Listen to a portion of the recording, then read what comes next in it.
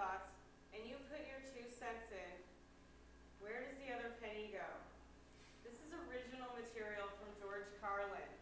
All of his material is original.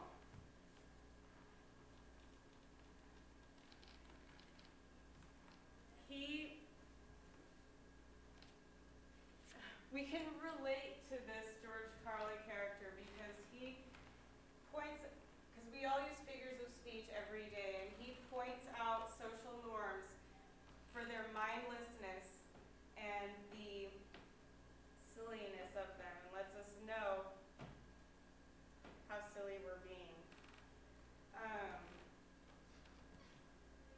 George Carlin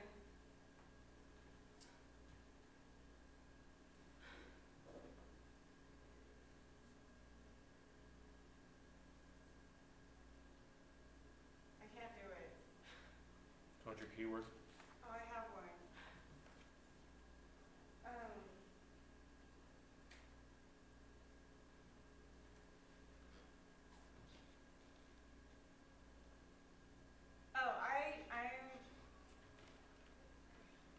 I know all of this about George Carlin because I have been a fan of his for 11 years.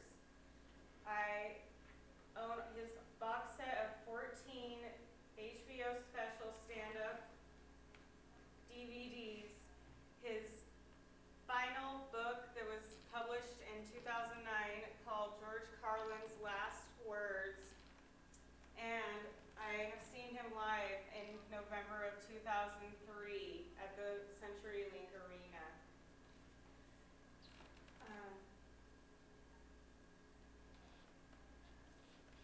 I'm a big fan of his and love his word for how original and raw it is. To quote George Carlin from Jay Dixon's last interview with George Carlin, one of the bogus terms which is so repellent to me, thinking outside of the box, to settle for that kind of language is embarrassing, but that's a very useful picture. I try to come in through the side door, the side window, to come in from a direction the audience is not expecting, end quote. Today I'm going to explain to you what makes up George Carlin's comedy and what makes up George Carlin's comedy. And it's a basic 3-part system. George Carlin believed that to be a comedian, you have to be born into it. You have to have the genetics to be funny and to love words and to be a comedian. You have to be, or he also enhanced his comedy with philosophy. And then popularized his comedy through vulgarity.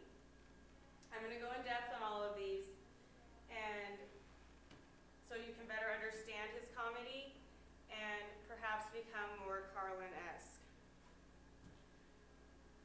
To begin, I'm going to start talking about genetics, which is where we all start.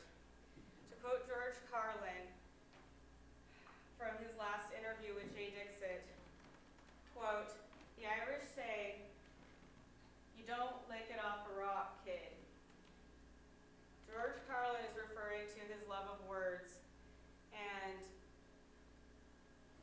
how you don't just learn this kind of thing from school. George was born into it. He was born on May 12, 1937, from his mother who had a love of words, and his father, who was a renowned after-dinner speaker and ad salesman in New York in the 1930s, who lovingly helped create Carlin in 1936. Carlin's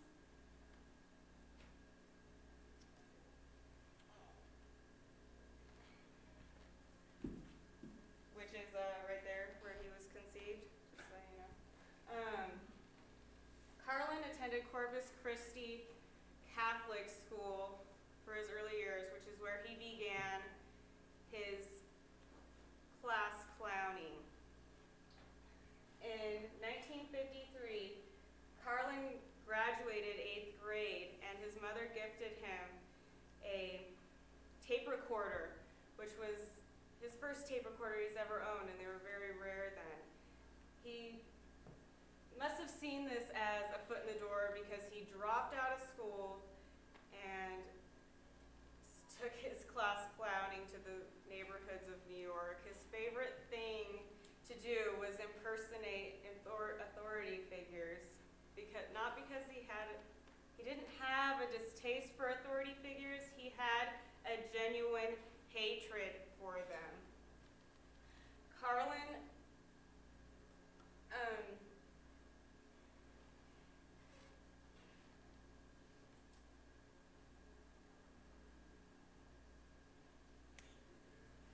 to quote Carlin,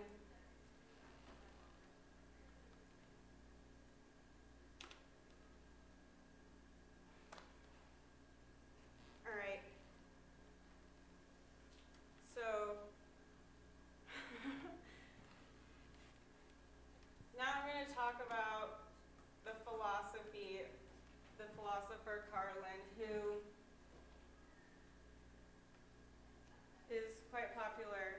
He has a quote that says,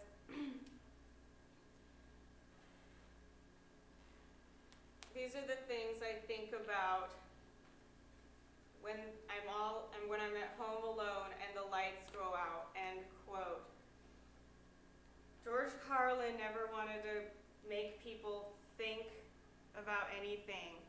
He wanted people to know that he was thinking,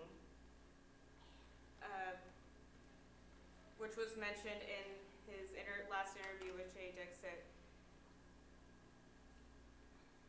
And so now that I have let you know that Carlin's comedy has been made up